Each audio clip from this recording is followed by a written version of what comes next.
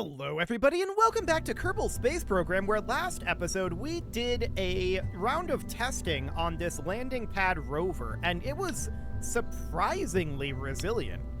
I'm actually shocked that we don't need to strut this together and then remove the struts when a Kerbal comes in, but okay, if we don't need to strut it, then we don't need to strut it. That said, we might need to strut it because we'll see how it goes on Ascent. That's going to be a whole different story. But for now, what I'm going to do is we need to think about how we're going to deliver this, and this is going to be very standard.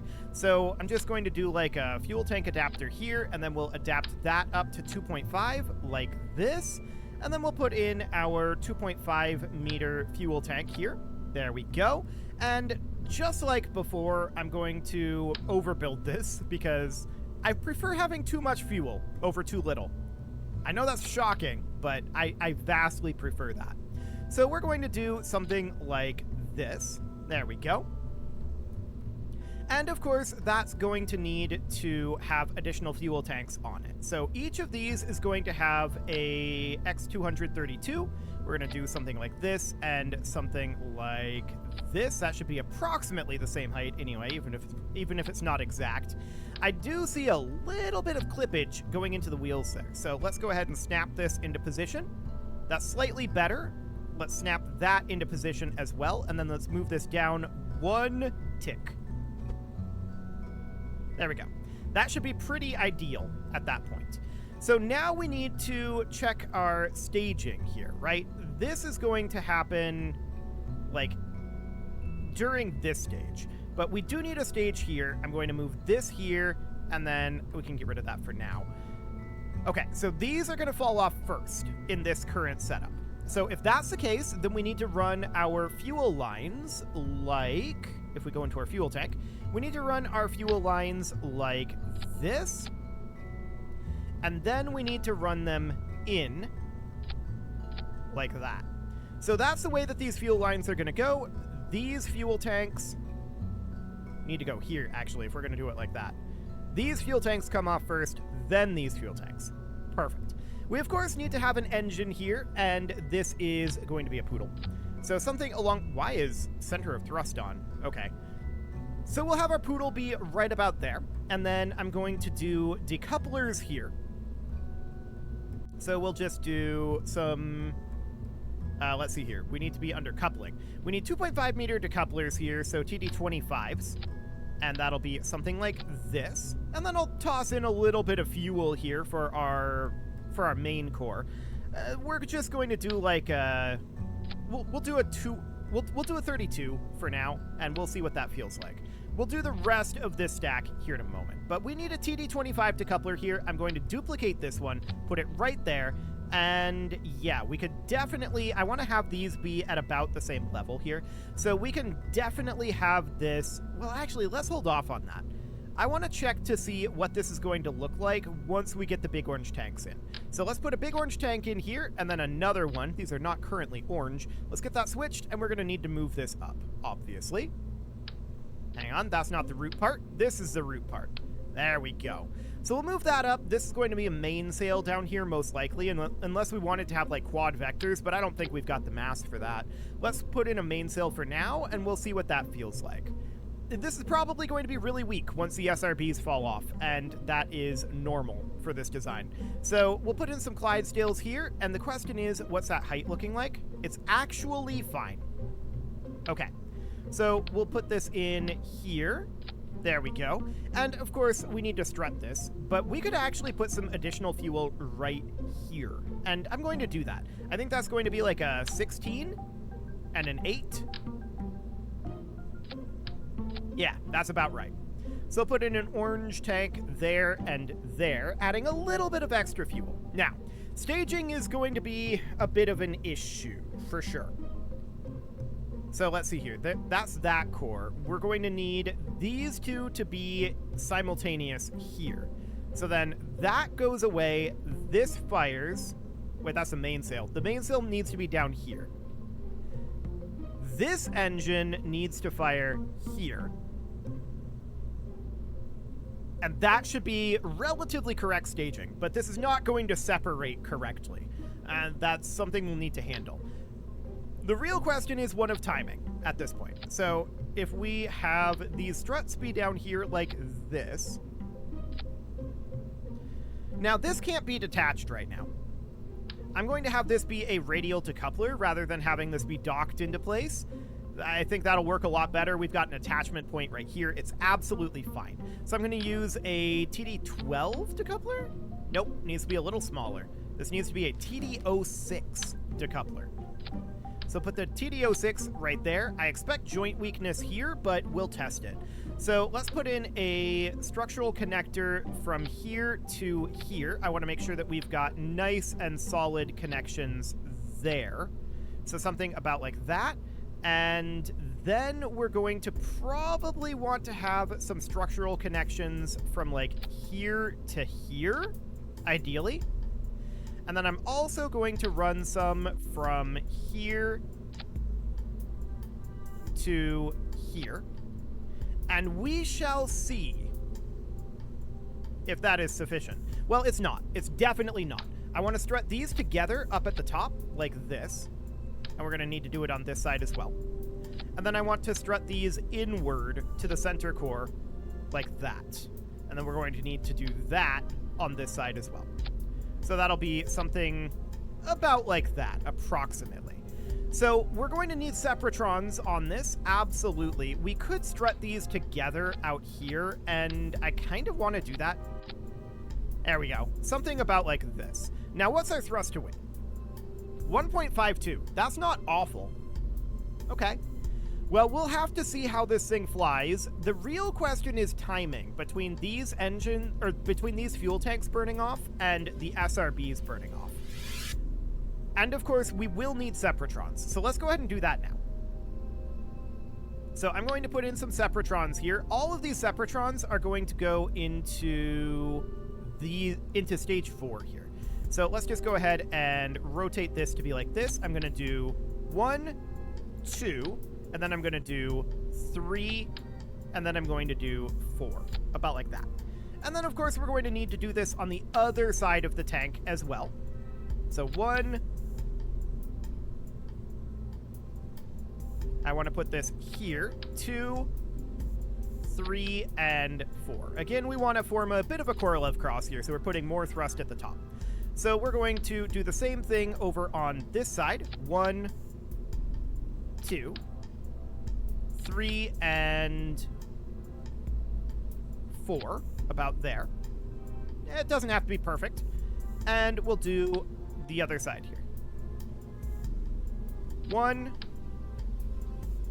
2, 3, and 4. That's likely sufficient for us. So all of these are going to have to be moved into stage 4. It's honestly going to be faster to move stage 4 into stage 6 and then move stage 5 now up to being stage 4. So that should do the trick. Now our main questions as we ascend this is, how wiggly is this structure up here? It could be significantly wiggly.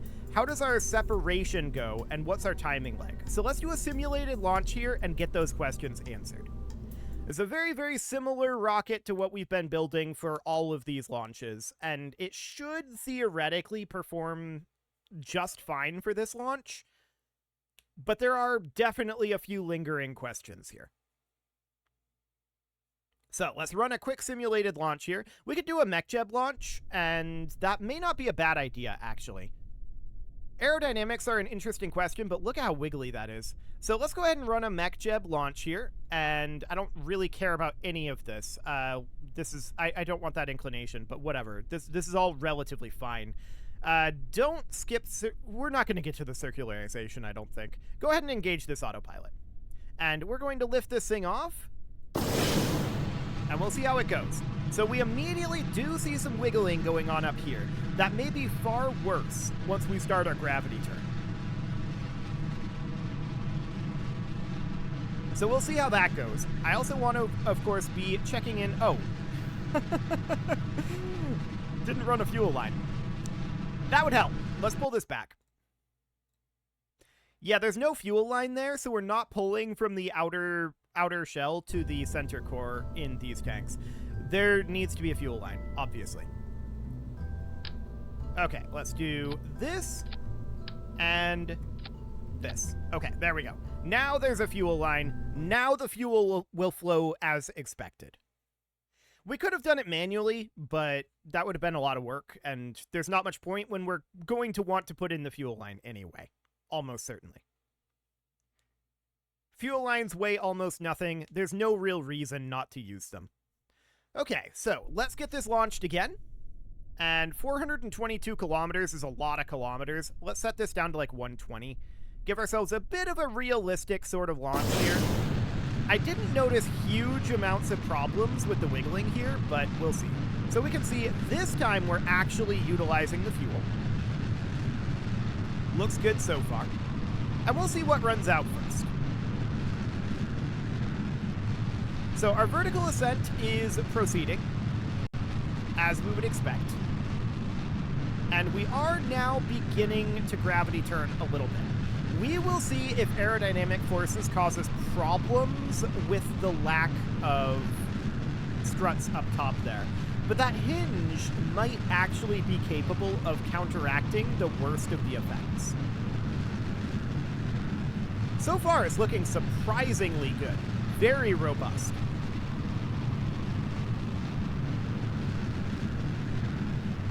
But we shall see.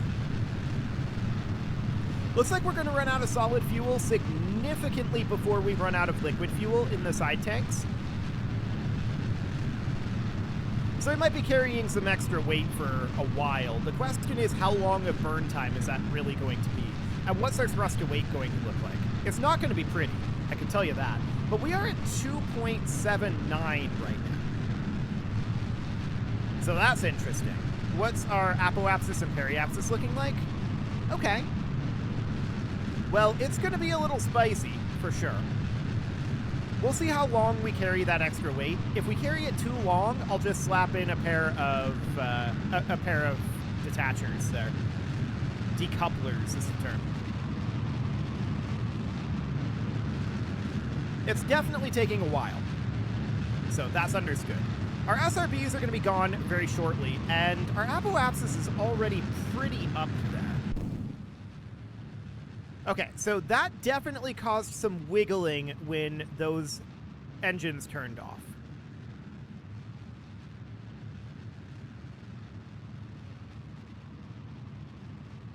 But that said, this isn't awful. The question is, are we tumbling right now, or is this a controlled turn to the horizon? I think it's a controlled turn to the horizon because our apoapsis is already quite high. Yeah, that's a controlled mech jump turn. So that looks good. We're going to be ditching these stages shortly, but our thrust to weight is very low right now. We're carrying dead weight, and this is a very, very long burn to be carrying dead weight. So I think that we should absolutely add in decouplers.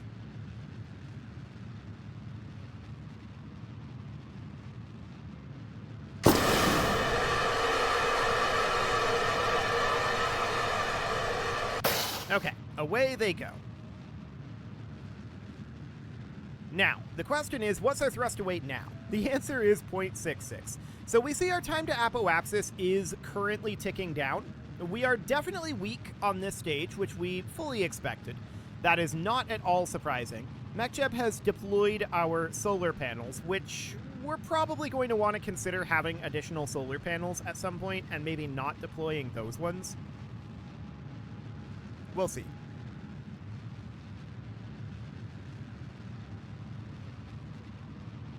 Yeah, it's a little awkward. But overall, this seems to be working. We're fine-tuning the apoapsis right now. MechJeb, we don't have a lot of thrust to weight. You're currently coasting to circularization burn right now. I'm not entirely convinced, actually, that we've got what it takes to circularize here.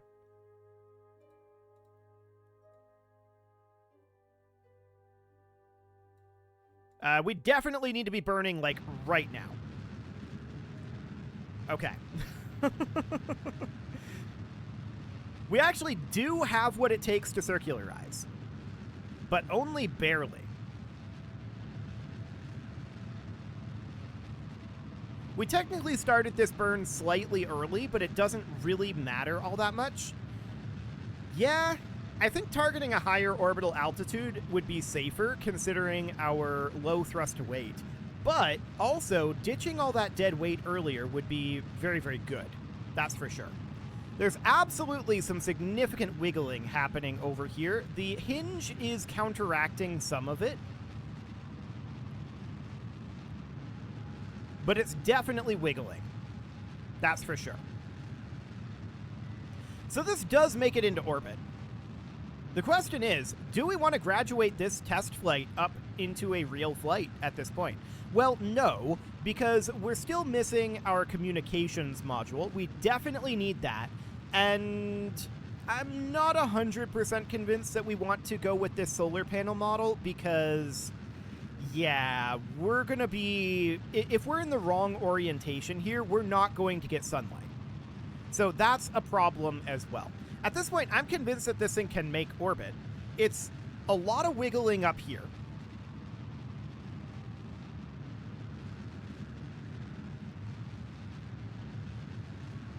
If we strutted from here to here, that would help. This is increasing its wiggle amount. It's not decreasing its wiggle amount. I wonder what would happen if we just cut our gimbal limit.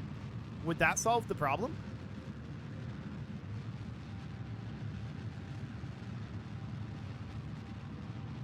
It's better. Okay, being over gimbaled is a problem. That's noted. But it's absolutely fine. At this point, we are entering orbit. But like I said, I don't want this to be a real flight at this point. We've got other components we need for this. But we're officially in orbit. This is fine. Okay, so let's pull this back. And let's add in those other components. We definitely need an antenna. We would have had to do a servicing mission if I had upgraded that. So we absolutely need an antenna here, and I do want to do a little bit of strutting. Specifically, I want to strut from here up to about here, like that. This is in bicoupling. Okay, that's not ideal.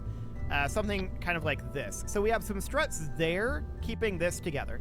And then this up here, we could maybe strut this if we can connect struts here. We can. So we can connect a strut like that. And that should cut down on the amount of bending that we have there. I don't know by how much, but we definitely need to get our antenna on here. So let's put an antenna somewhere. The question is where? We could put it here, theoretically. That's fine. So if we put the antenna there, then I would also want to put some extra solar panels on here. So here's 1x6s, and I'm going to... Okay, we're going to have to do this manually. That's fine. I'm going to do one at the end of each of these pylons.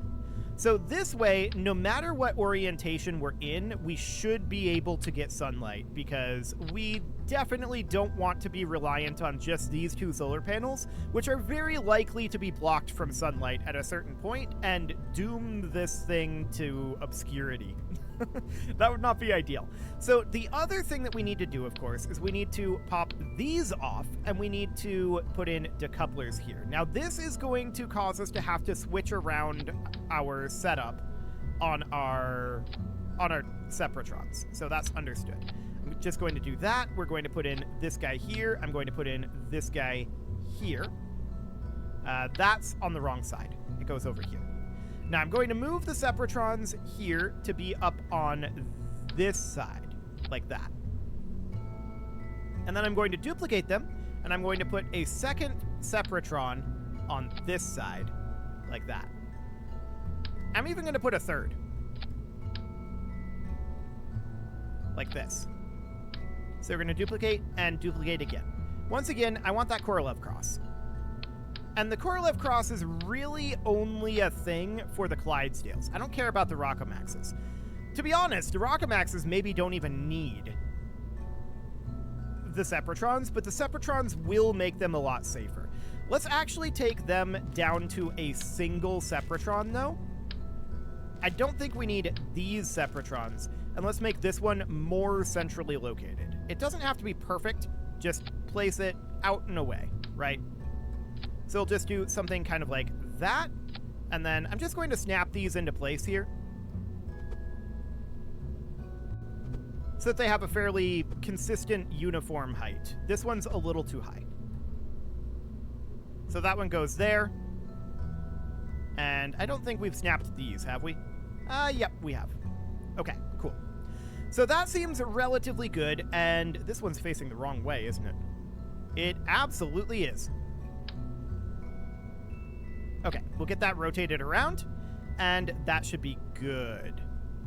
Now, we need to do our staging here. So, these separatrons that are down here, well, these decouplers are going to need to go here. And then all of the separatrons that are here stay.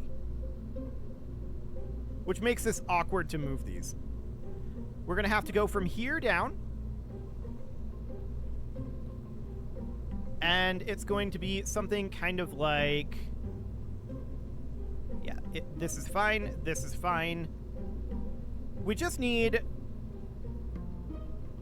a few of these here. It's not actually all that many. So most of these are being moved. Yeah, this is fine. This one is fine. This one is fine. These are not moved. So it's like this. Okay. Now, we could move these down and have them be here if we want a less extreme split, and I kind of do.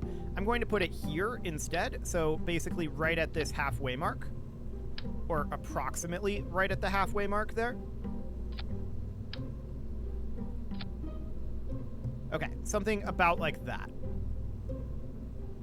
Cool.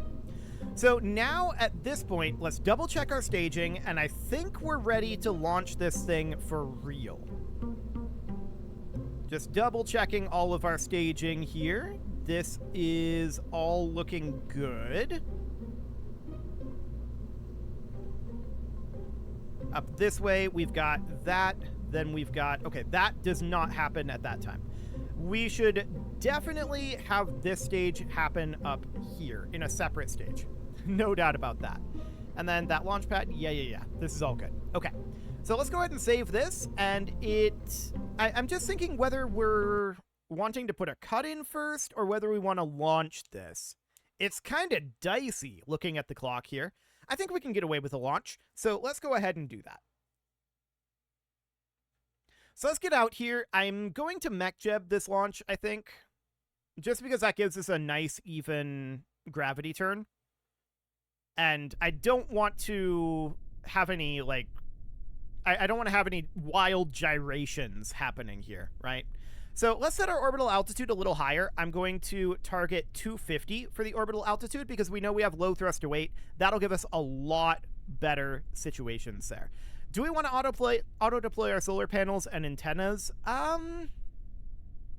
It's probably fine to do so. Actually, no. Don't deploy the solar panels. The antenna's fine, but don't deploy the solar panel. I don't want to deploy these until we've landed on Duna, because we can't undeploy them. So let's go ahead and throttle up, and let's engage this autopilot. We'll set our orbital inclination to just 0. And let's go.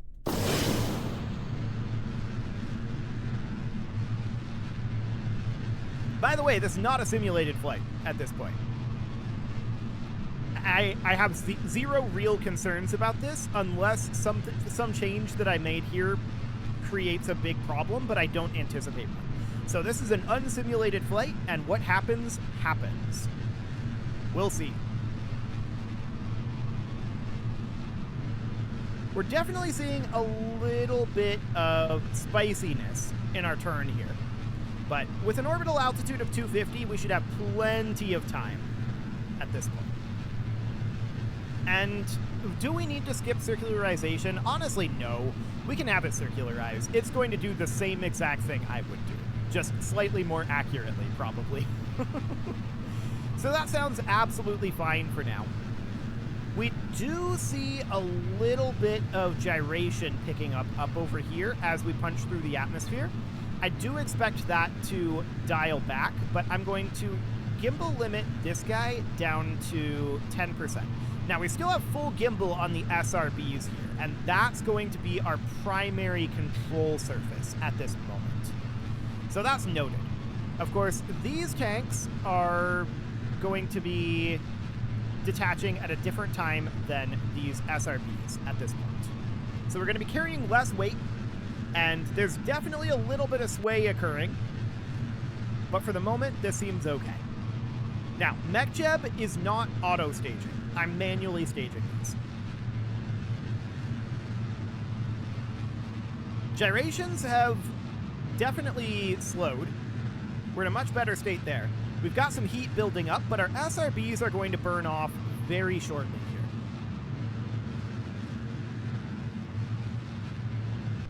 Okay, SRBs.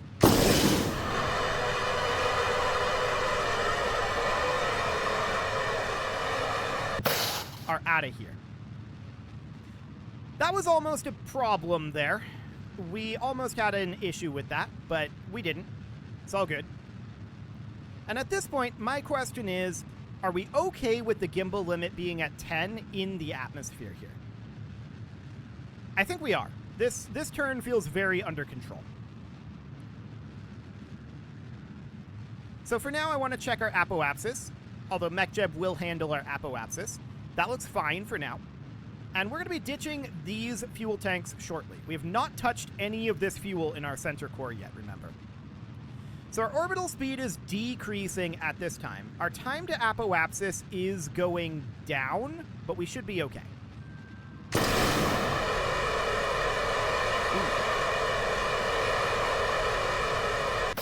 Those tanks are a little spicy on their detachment. I like it. It's fine. So what's our thrust to weight at this time? 0.66.